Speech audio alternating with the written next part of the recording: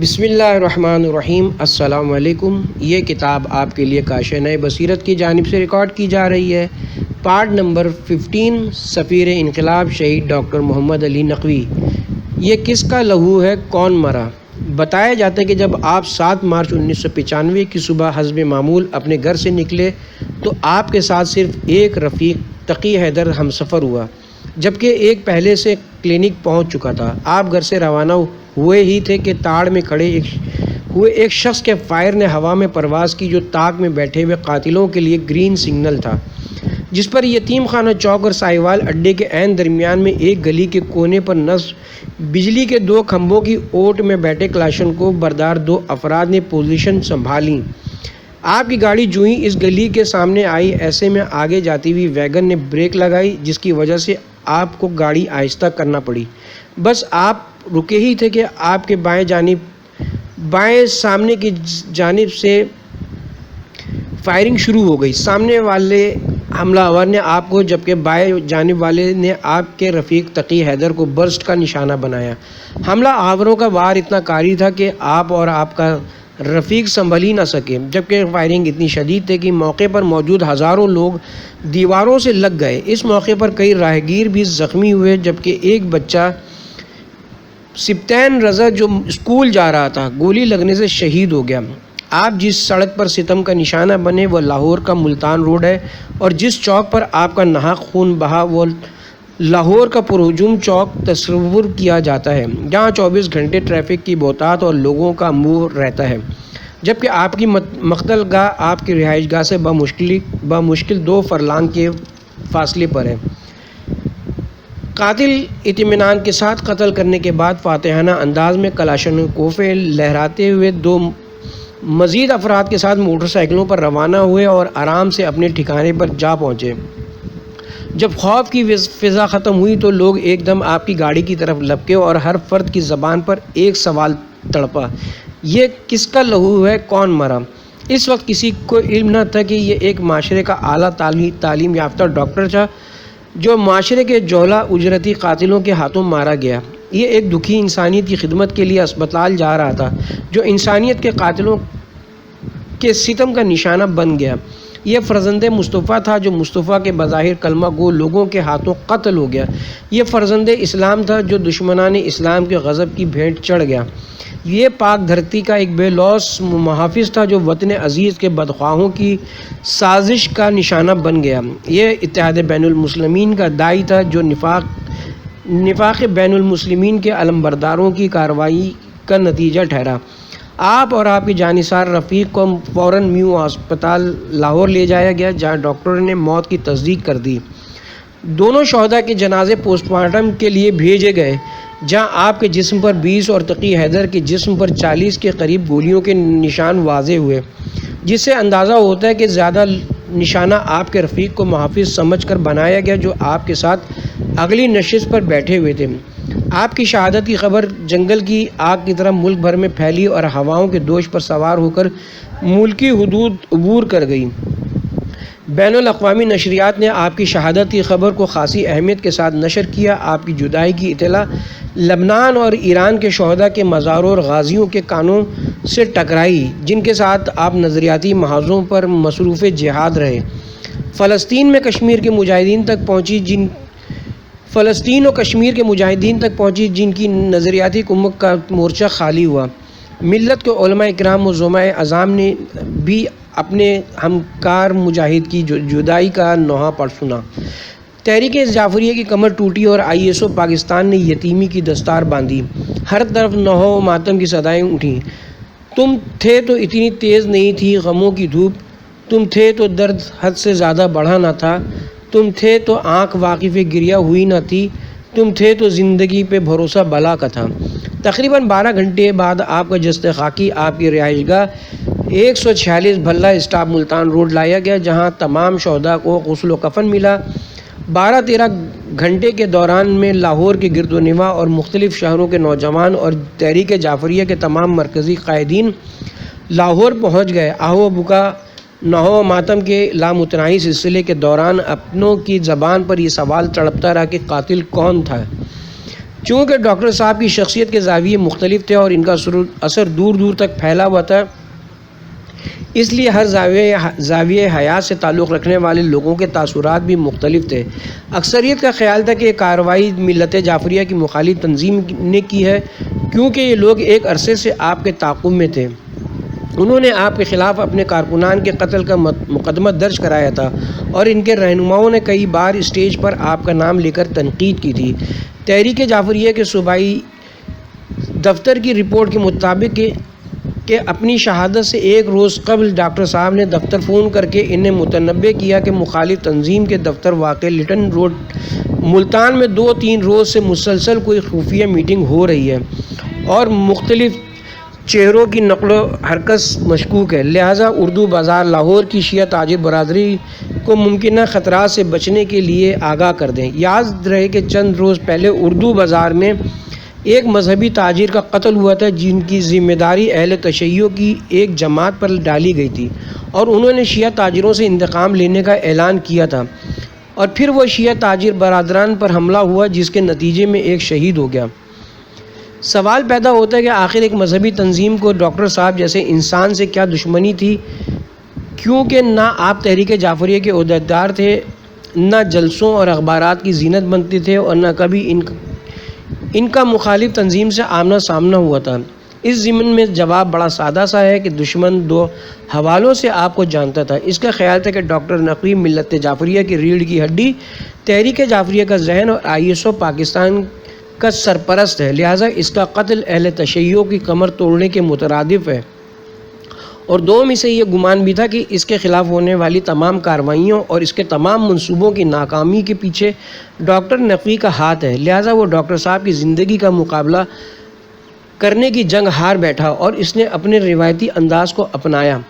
ایک حلقہ یہ رائے بھی رکھتا تھا کہ مخالف تنظیم کے ایک رہنما نے 12ویں امام حضرت امام مہدی علیہ السلام کے خلاف جو زبان دراز کی ہوئی تھی اور پورے مسلمان اس کی گستاخانہ حرکت پر مشتعل تھے، اس سے خدشہ تھا کہ 2 آدمی اس کی جان کے لیے بڑا خطرہ ہیں، ایک جنگ کے بریلوی اور سیاسی مخالف شیخ محمد اقبال، جن پر اس تنظیم کے 2 بڑے رہنماؤں کے قتل کا الزام اور ثبوت پہلے سے موجود ہے، اور دوسرا اہل تشیع سے ڈاکٹر محمد علی نقوی، جن کا نام مخالف حلقے کے لیے ایک خوف کی علامت بنا ہوا تھا۔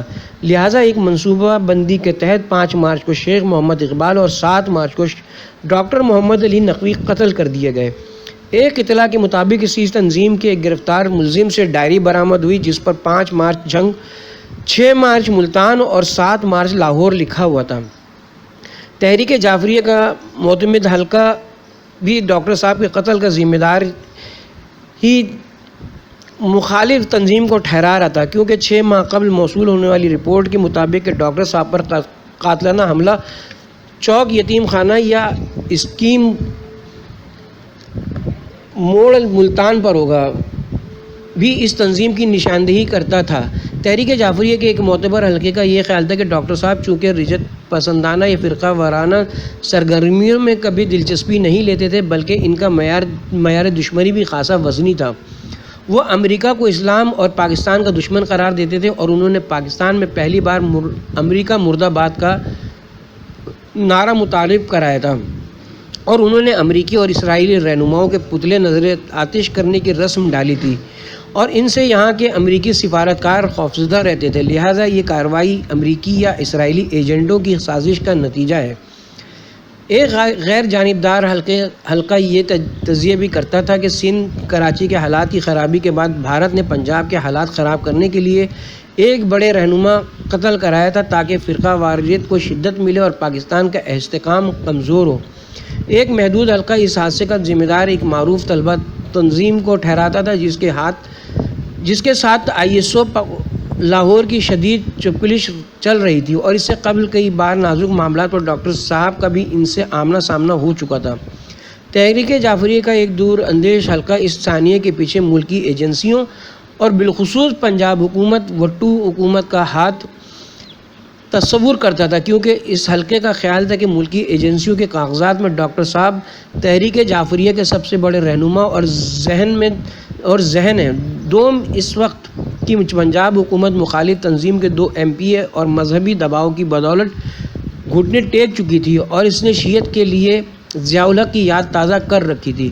اس ضمن میں سیاسی حلقہ یہ تاثر بھی دیتا تھا کہ منظور بھٹو حکومت اہل تشیع پر ظلم کا بازار اس لیے گرم کیے ہوئے کہ شیعہ ووٹر پیپلز پارٹی کے دو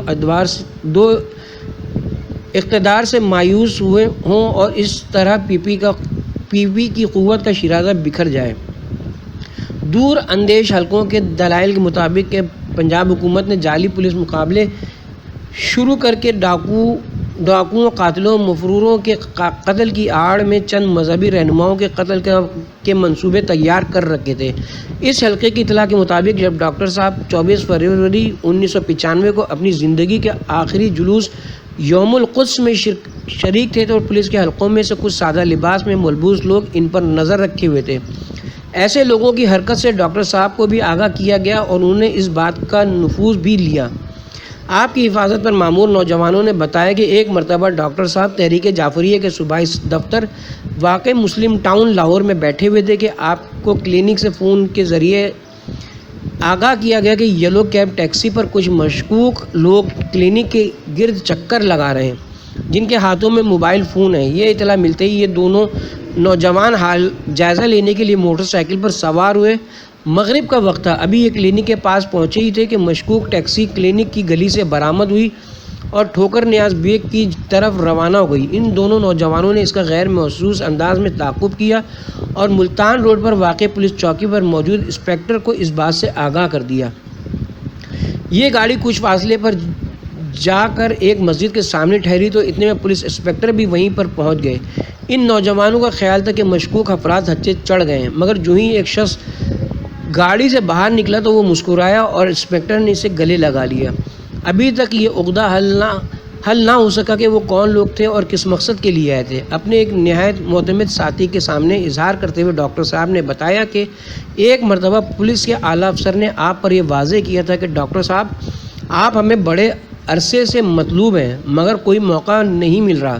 ایسے ہی چند اور واقعات کی روشنی میں آپ نے فرمایا کہ بہتر ہے ایک مرتبہ میں پولیس مراحل سے گزر جاؤں، یہ روز کے ڈراوے دھمکاوے مجھے تنگ کر چکے ہیں۔ 24 فروری کی شب ملک بھر میں فرقہ وارانہ سرگرمیاں روکنے کے لیے مذہبی رہنماؤں کی گرفتاریوں کا سلسلہ شروع ہوا تو ایجنسیوں سے مربوط ایک شخص نے ڈاکٹر صاحب سے کہا اگرچہ آپ کا نام گرفتار کیے جانے والوں میں نہیں ہے تاہم آپ کے لیے مناسب ہے کہ آپ 1 ماہ کی چھٹی لے کر یہاں سے باہر چلے جائیں۔ آئی جی پولیس نے اعتراف کیا کہ گرفتار ہونے والے رہنماؤں میں ڈاکٹر صاحب کا نام تھا مگر انہوں نے یہ کہہ کر کہ ڈاکٹر صاحب شریف النفس انسان ہیں کا نام خود کاٹ دیا۔ بعض باشعور افراد کا خیال تھا کہ پولیس کا ڈاکٹر صاحب کو گرفتار نہ کرنا اور انہیں کھلا چھوڑ دینا اس خدشے کا پیش خیمہ تھا کہ ایجنسیاں اندرونی یا بیرونی اشارے پر ڈاکٹر صاحب کو مکمل طور پر ختم کرنا چاہتی تھیں۔ ایف آئی آر میں درج 5 ملزمان گرفتار کر لیے گئے تھے مگر ان سے غیر جانبدارانہ تفتیش نہ ہو سکی اور تھوڑے عرصے بعد 3 ملزمان رہا کر دیے گئے۔ ڈاکٹر صاحب انتہائی دوراندیش اور زیرک انسان تھے، اس لیے انہوں نے اپنی وصیت میں تحریر فرمایا تھا کہ میرا پوسٹ مارٹم نہ کرایا جائے اور نہ میری تجویز پر تنظیمی اجتماع منعقد کیا جائے۔ بعض افراد ان تمام حقائق کی روشنی میں چلتے چلتے آخر وہیں پہنچتے تھے کہ یہ قتل مخالف تنظیم کی کارروائی ہے، البتہ وہ ملکی و غیر ملکی ایجنسیوں کے ہاتھوں حسب معمول استعمال ہوئے ہیں۔ جتنے منہ اتنی باتیں ہی، بہرحال ہر شخص کا یہ موقف تھا کہ پھولوں کا بکھرنا تو مقدر میں تھا لیکن کچھ اس میں ہواؤں کی سیاست بھی بڑی تھی۔ ایف آئی آر درج کرنے کا وقت آیا تو تھانہ نواں کوٹ میں مخالف تنظیم کے مرکزی رہنما اور کارکنان کے نام شواہد کے ساتھ درج کیے گئے۔ اس دوران میں ایک حلقہ اس بات پر بھی مصر رہا کہ ایف آئی آر میں منظور بھٹو وزیر اعلیٰ پنجاب کا نام دیا جائے مگر نامعلوم وجوہات کی بنا پر ایسا نہ ہو سکا۔ میرا پوسٹ مارٹم نہ کرایا جائے، یہ جملہ اس بات کی دلالت کرتا ہے کہ ڈاکٹر صاحب اپنی شہادت کے بارے میں 100% واضح تھے۔ انہوں نے یہ نہیں لکھا کہ اگر میں قتل ہو جاؤں، مگر کے لفظ تحریر نہ کر کے انہوں نے ثابت کر کیا کہ وہ اپنی سرخ موت پر یقین کامل رکھتے تھے اور اسے اپنا حق سمجھتے تھے۔ دوم، آپ اپنے خون کو عدالتوں میں لے جانے پر ہرگز رضامند نہ تھے، اس لیے آپ کو یہاں کسی سے انصاف کی توقع نہ تھی۔ آپ سمجھتے تھے کہ یہاں تو قاتل بھی ہے، منصف تو عدالت میں نہ جا، چور تو چور کو ہی اذان اذن رہائی دے گا۔ آپ اپنے عظیم قائد علامہ سید عارف حسین الحسینی کے مقدمہ قتل کا نتیجہ دیکھ چکے تھے، جب 5 قاتلوں نے عدالت کے روبرو کئی بار اعتراف کیا اور 56 گواہان نے قاتلوں کے خلاف گواہی دی۔ قاتل بار بار کہتے رہے کہ ہم سے وقت کا پیغمبر قتل ہوا، مگر عدالت نے ہر بار کہا آپ قاتل نہیں ہیں، اور آخر بیرونی سگنل پر انہیں رہا کر دیا گیا۔ ڈاکٹر صاحب کو پاکستان کی عدالتوں سے بال برابر انصاف کی توقع نہ تھی۔ وہ غیور تھے اور قطعاً برداشت نہیں کرتے تھے کہ ان کا خون عدالتوں میں بظاہر ہار جائے۔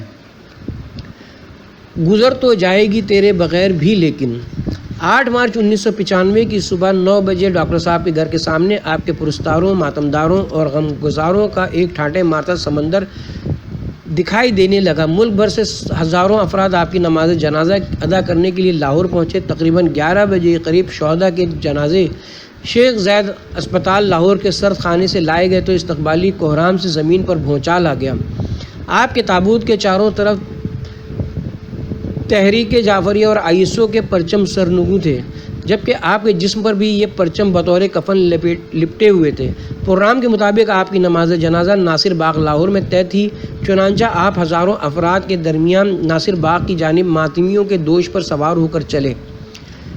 ایک جنازہ اٹھا مقتل سے عجب شان کے ساتھ، جیسے سج کر کسی فاتح کی سواری نکلے۔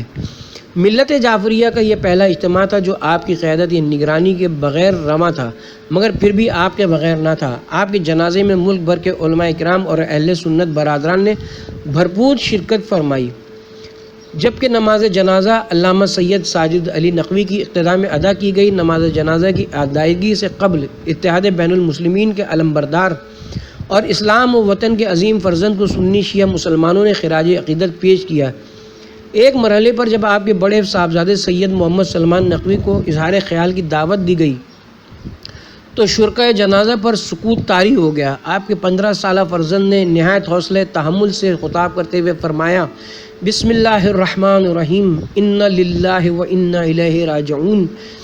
انسانی عقل و فہم سے بلند و بالا ہے خدا کی ذات جو ایک پل میں ہنستے مسکراتے چمن کو ویران کر دیتی ہے۔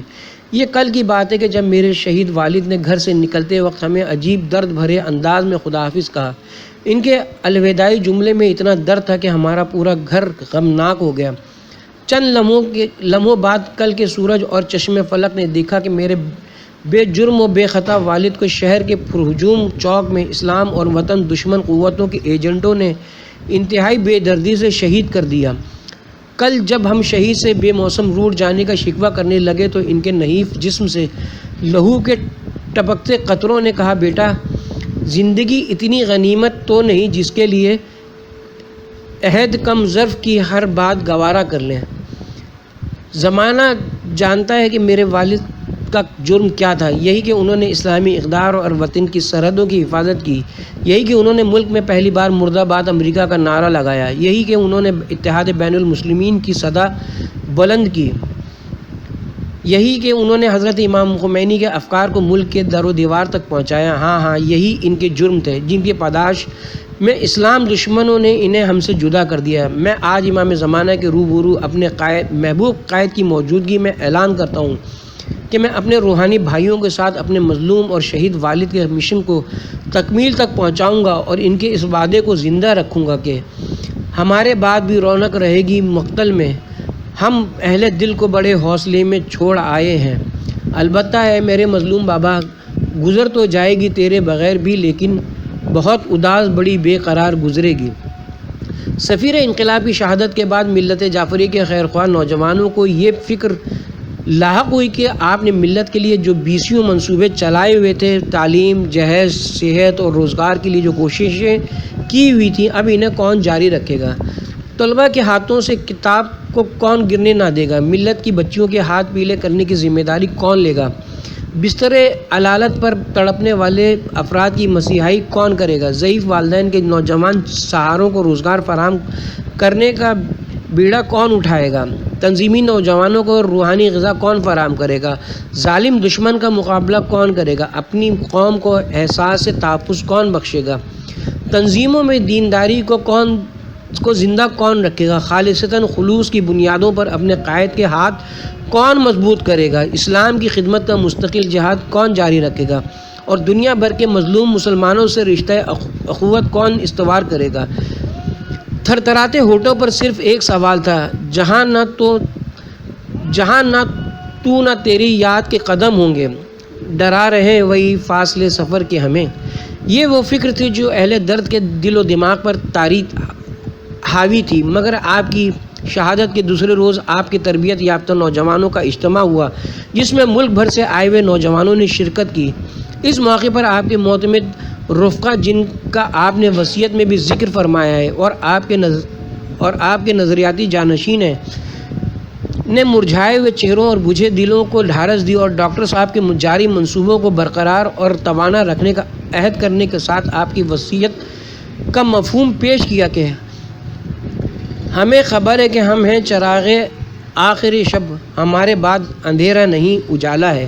الحمدللہ کہ یہ فرزندان اسلام اپنے سینکڑوں قابل اعتماد برادران کے ساتھ ڈاکٹر صاحب کی راہ پر گامزن ہیں اور سفیر انقلاب بن کر اپنا سفر جاری رکھے ہوئے ہیں۔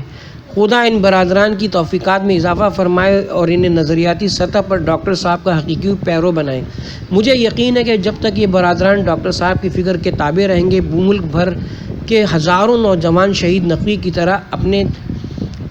طرح انہیں اپنے دلوں کی سلطنت کا شہنشاہ بنا دیں گے۔ آخری میں اپنی قوم پر واضح کرتا چلوں کہ جب تک اجالے اور اندھیرے کا سلسلہ جاری ہے، حق و باطل کے درمیان رن پڑتا رہے گا۔ بقول شاعر کے ان دونوں میں رن پڑتا ہے، نت بستی بستی نگر نگر، ہر بستے گھر کے سینے میں، ہر چلتی راہ کے ماتھے پر۔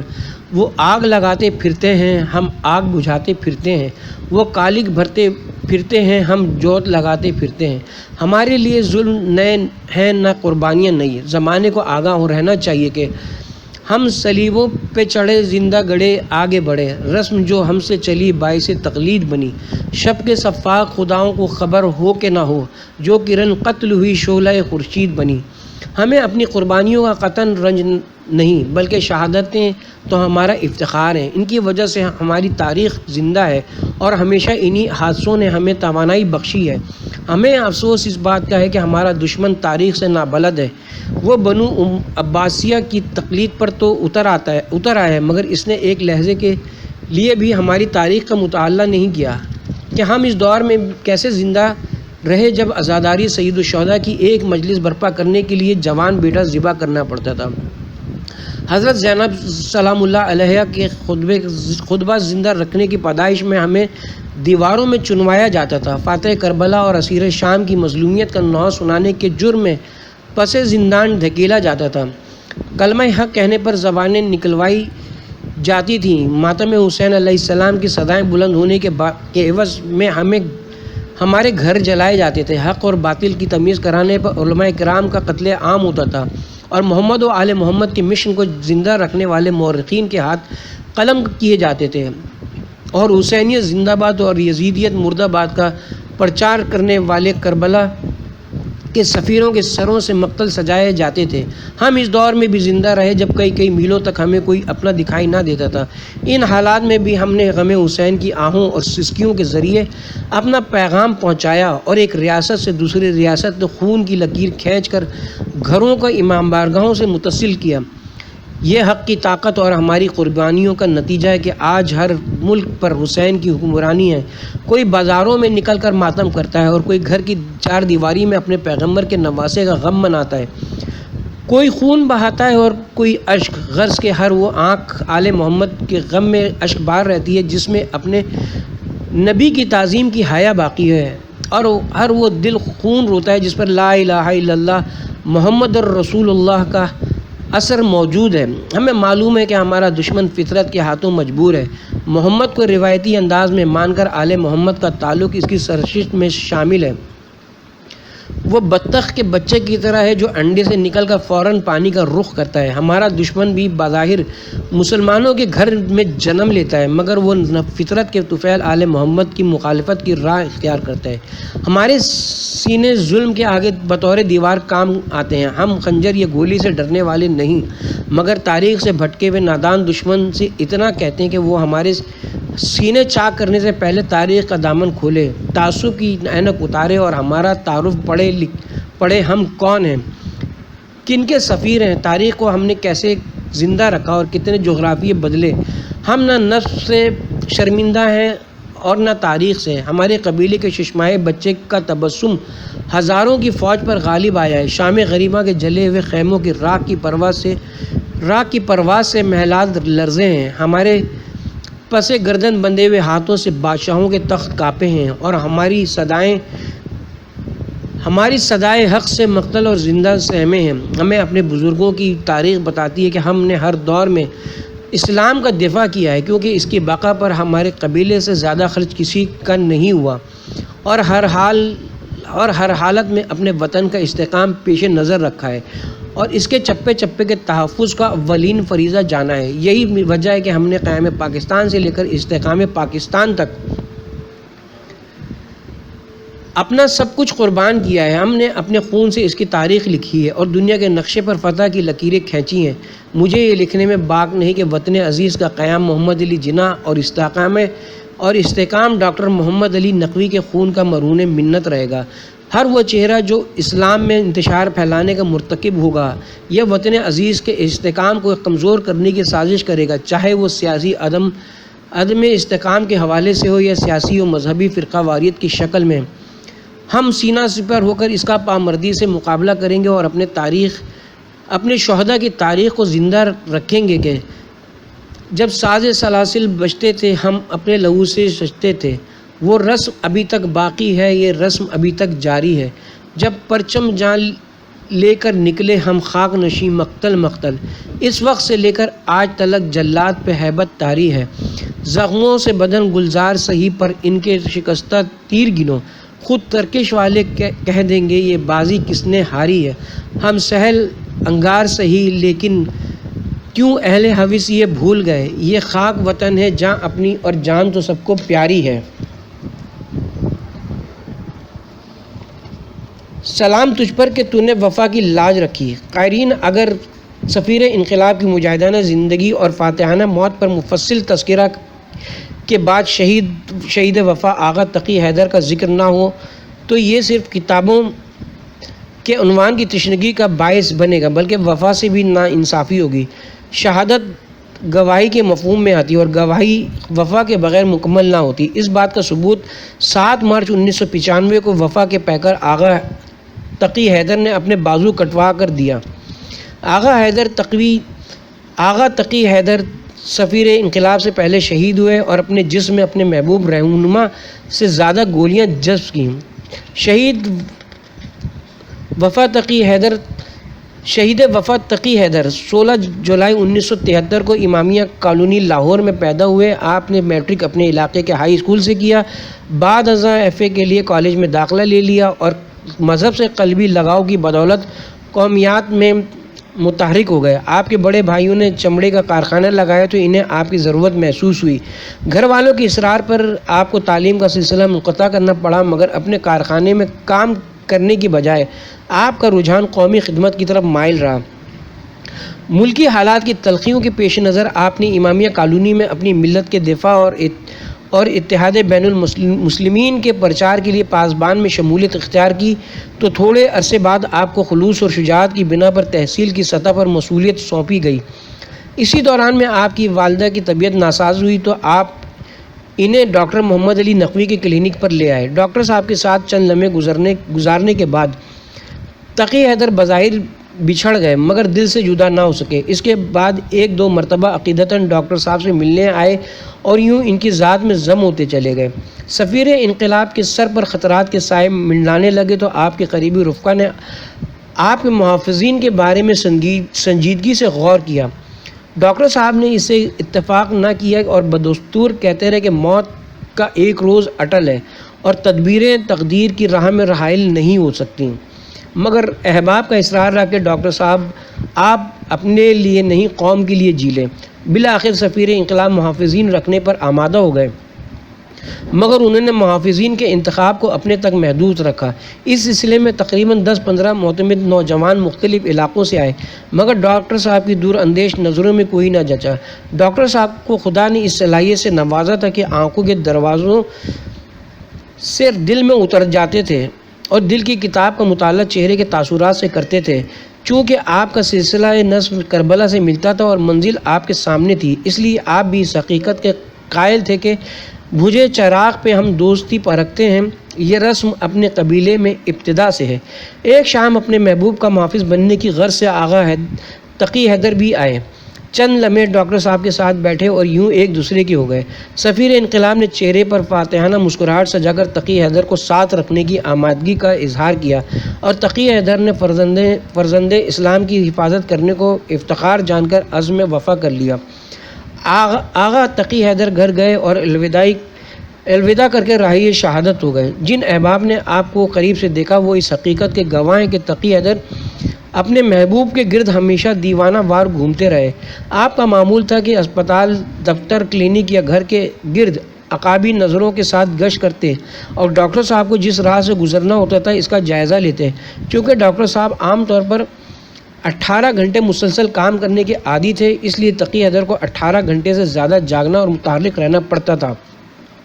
ڈاکٹر صاحب کے پرائیویٹ دفتر کے باورچی نے بتایا کہ تقی حیدر بعض اوقات بے حد تھکے ہوتے تھے۔ جو ہی ڈاکٹر صاحب اپنے دفتر میں دیگر احباب کے ساتھ بیٹھ جاتے تو تقی حیدر غیر محسوس انداز میں کچن میں ایک چادر بچھا کر چند لمحوں کے لیے سو جاتے تھے، البتہ باورچی کو تاکید کرتے کہ ڈاکٹر صاحب کے دفتر سے نکلنے سے قبل انہیں جگا دیا کریں۔ بعض اوقات ایسا بھی ہوتا کہ شہید وفا ابھی سوئے ہی ہوتے کہ ڈاکٹر صاحب دفتر سے باہر جانے کا ارادہ کر لیتے۔ یوں آپ کو جگایا جاتا تو آپ تڑپ کر اٹھتے اور فوراً منہ دھو کر سفیر انقلاب سے آگے گیٹ پر نکل آتے اور اپنی تھکاوٹ محسوس نہ ہونے دیتے۔ ایک مرتبہ آپ اسپتال کے گیٹ پر کھڑے تھے، میں نے کہا تقی بھائی خیال کرنا، قوم کی امانت آپ کے پاس ہے۔ یہ سنتے ہی کہنے لگے زندگی کی آخری سانس تک قوم کو ڈاکٹر صاحب کی حفاظت کی ضمانت دیتا ہوں۔ چند روز بعد ڈاکٹر صاحب اور راقم کو اسلام آباد جانا پڑا تو تقی حیدر اپنے محبوب کو اسٹیشن پر چھوڑنے آئے اور روانگی سے قبل مجھے علیحدگی میں کہا، آج ہماری امانت آپ کے پاس ہے، خیال رکھنا۔ تقی حیدر کی یہ جملے میرے دل میں اترے اور لفظ امانت لاہور واپسی تک میرے ذہن میں گھومتا رہا۔ آپ کے گھر والوں نے بتایا کہ آپ والدہ سے ملنے چند لمحوں کے لیے آتے اور فوراً ڈاکٹر صاحب کے پاس واپس چلے جاتے۔ کئی بار گھر والوں نے 1-2 روز گھر گزارنے کی خواہش کا اظہار کیا، مگر آپ نے کہا ڈاکٹر صاحب اکیلے ہو جائیں گے۔ عید کے موقع پر ڈاکٹر صاحب نے آپ کو 3-4 روز گھر گزارنے کی تاکید کی، مگر آپ نے 1 روز کے بعد واپس آ گئے اور کہنے لگے مجھے آپ کے بغیر قرار نہیں آتا۔ ایک مرتبہ آپ گھر میں بیٹھے ہوئے تھے کہ کسی نے فون پر اطلاع دی کہ ڈاکٹر صاحب قتل ہو گئے۔ یہ سنتے ہی آپ نے اطمینان سے کہا یہ ممکن نہیں ہے کہ میں زندہ ہوں اور ڈاکٹر صاحب کو کوئی قتل کر دے۔ آپ کے بھائیوں نے ایک مرحلے پر آپ سے درخواست کی کہ ڈاکٹر صاحب سے 2-4 ماہ کی چھٹی لے کر گھر آ جائیں اور اپنے کارخانے کو منظم اور رواں کریں، مگر آپ نے جواباً کہا ذاتی کارخانے کے بجائے قومی کارخانے کی حفاظت زیادہ ضروری ہے۔ شہادت کے روز آپ سفیر انقلاب کے ساتھ گاڑی کی اگلی نشست پر بیٹھے ہوئے تھے کہ دہشت گردوں نے سب سے پہلے آپ کو نشانہ بنایا اور کلاشنکوف کے گئی برسٹ مار کر آپ کو چھلنی کیا۔ چشمدید گواہوں کا کہنا ہے کہ جب ڈاکٹر صاحب کی گاڑی بے پناہ رش اور گاڑیوں میں پھنسی تو موٹر سائیکل پر سوار ایک شخص نے پیچھے سے پستول کا فائر کیا۔ جو ہی تقی حیدر پیچھے کی سمت متوجہ ہوئے تو 2 کلاشنکوف بردار سامنے آئے اور انہوں نے سب سے پہلے تقی حیدر اور پھر ڈاکٹر صاحب کو دہشت گردی کا نشانہ بنایا۔ جائے حادثہ پر موجود ایک خاتون نے روایت کی کہ نوجوان تقی حیدر فائرنگ کے دوران کبھی ہاتھ اٹھا کر گولیاں روکتا تھا اور کبھی اپنے دائیں بیٹھے ہوئے شخص پر گرتا تھا۔ آپ کو غسل دیتے وقت یہ حقیقت سامنے آئی کہ آپ کے بازو کٹے ہوئے تھے اور آپ کے جسم پر کم و بیش 40 کے قریب گولیوں کے نشان تھے، جس سے یہ تاثر ملتا تھا کہ آپ اپنے قائد کو بچانے کے لیے ان پر بار بار گرتے رہے۔ بعض لوگوں کا کہنا تھا کہ ڈاکٹر صاحب پہلے حملے سے بچ گئے تھے۔ قاتلوں نے جاتے جاتے محسوس کیا کہ ان کا اصل نشانہ ابھی زندہ ہے تو وہ واپس لوٹے اور انہوں نے پھر سے برسٹ مار کر ڈاکٹر صاحب کو شہید کیا۔ شہید وفا کی اس وفا کو دیکھ کر ان کے وہ جملے یاد آئے کہ زندگی کی آخری سانس تک قوم کو ڈاکٹر صاحب کی زندگی کی ضمانت دیتا ہوں۔ یا یہ ممکن نہیں کہ میرے ہوتے ہوئے کوئی ڈاکٹر صاحب کو قتل کر دے۔ آغا تقی حیدر نہ صرف اپنے رب اور قوم کے روبرو سرخرو ہوئے بلکہ انہوں نے حضرت ابو طالب علیہ السلام سے شروع ہونے والی پاک وفاؤں کی لاج رکھی۔ شہید پرور قوم تقی حیدر کی وفاؤں کو تعزیز سلام کرتی رہے گی اور ان کے والدین کی عظمتوں کو تاریخ اپنے دامن میں محفوظ رکھے گی، جو اپنے 20 سالہ خوبصورت جوان بیٹے کی میت پر رونے کے بجائے قوم کو ڈاکٹر صاحب کا پرسہ دیتے رہے۔ ماں نے 4 دیواری کے اندر تقی حیدر کا آخری بوسہ لیتے ہوئے فرمایا، تم نے کربلا کے شہید کی یاد تازہ کر کے میرے دودھ کی لاج رکھ لی ہے۔ اب میں روز محشر حضرت عباس علمدار علیہ السلام کی ماں کے روبرو سرخرو ہوں گی کہ میرے بیٹے نے فرزند رسول کو بچانے کے لیے اپنے بازو کٹوائے تھے، اور بوڑھے باپ نے ناصر باغ لاہور میں ہزاروں ماتمیوں سے خطاب کرتے ہوئے فرمایا، میں معذرت خواہ ہوں اور شرمندہ ہوں کہ میرا بیٹا ڈاکٹر صاحب کو نہیں بچا سکا۔ اے شہید وفا، تمہیں تمہارے بھائی سلام کہتے ہیں کہ تو نے شہادت کی داستان مکمل کی ہے۔ جب تک سفیر انقلاب کا نام زندہ رہے گا تمہارا نام بھی اس طرح زندہ و تابندہ رہے گا، اور کہیں بھی سفیر انقلاب کا ذکر شہید وفا کے ذکر کے بغیر مکمل نہیں ہوگا۔ جب ذکر وفاؤں کا گلستان میں چھڑے گا برسوں تجھے گلشن کی فضا روتی رہے گی۔ اے تقی حیدر، آپ نے اپنے ساتھیوں پر نہیں بلکہ قاتل پر وفا کے اثرات مرتب کیے ہیں۔ آپ نے قاتل پر واضح کیا کہ تم جس قوم کے فرزند ہو وہ